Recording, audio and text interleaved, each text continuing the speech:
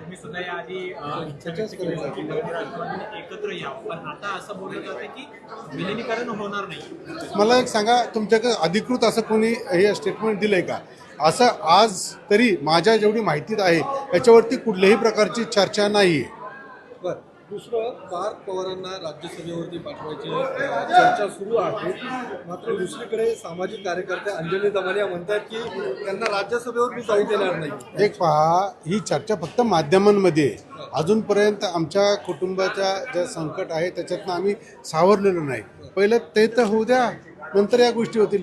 हा सगळा माध्यमामध्ये आणि इतर कोणी बोलण्यामध्ये काहीच मजा नाही. माझ्यासारख्या एका व्यक्तीने त्याच्यावरती भाष्य करावं इतपत योग्य वाटत नाही मला. काल प्रदेश अध्यक्षांनी सांगितलं की कोणत्या राष्ट्रवादी विलीन होणार याचं त्यांचं स्पष्टीकरण द्यायला पाहिजे. बरोबर आहे. मी आत्ताच सांगितलं की मी आत्ताच तुम्हाला सांगितलं की ही गोष्ट त्यांचा परिवार बसून ठरवेल. अजित पवारांचा मृत्यू हा संशयास्पद आहे असं संजय राऊतांचं म्हणणं आहे. हे पहा, आता याची चौकशी मुख्यमंत्र्यांनी लावलेली आहे. यातनं जे काय खरं आहे ते निष्पन्न होईल. याच्यामध्ये राजकारण करण्यासारखं मला तरी योग्य वाटत नाही. ही घटना आमच्यासाठी खूप दुर्दैवी आहे आणि आज उगाच त्याच्यावरती कुठलं तरी भाष्य करून कॉन्ट्रोवर्सी तयार करणं हे योग्य नाही.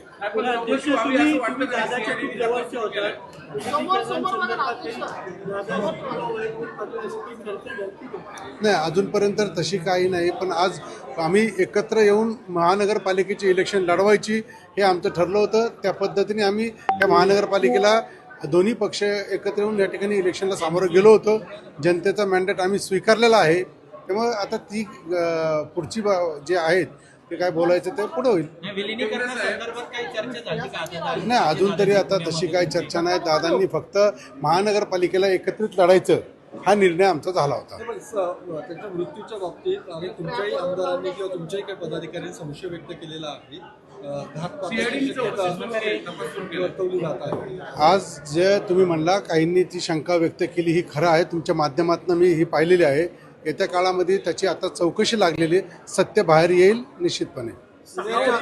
पुण्याच्या पालकमंत्री पदाबाबत पुन्हा चर्चा सुरू झाली आणि सुनेत्रा पवारांकडेच पालकमंत्री पद राहील अशा पद्धतीचं हे पहा, हे ऑलरेडी आमच्या वाट्याचं हे जे झालं होतं ज्यावेळेस आम्ही सरकार स्थापन केलं. जे जागा आम्हाला दिल्या होत्या ती सर्व मंत्रिपदं असू द्या, पालकमंत्रीपद असू द्या, ही ज्याची त्यालाच राहणार आहे. त्यामुळं निश्चितपणे पुण्याच्या पालकमंत्री ह्या सुनित्राताई राहतील. अर्थ खातं तुमच्याकडे घ्यावं. राष्ट्रीय अध्यक्ष खात्याची चर्चा सुरू. अर्थ खातं तुमच्याकडे घ्यावं असं तुम्ही मागणी करणार का? 100% जी खाती आम्हाला दिली होती ती खाती आमच्याकडेच राहायला हवी. पण आता तर ते खातं नाव मागणी होती. काही लोकांनी पत्र पाठवलं आहे राष्ट्रीय अध्यक्ष म्हणून सुनेत्रा पवारच राहाव्यात अशा हे पद्धतीने. तर सगळ्यांचं मत आहे.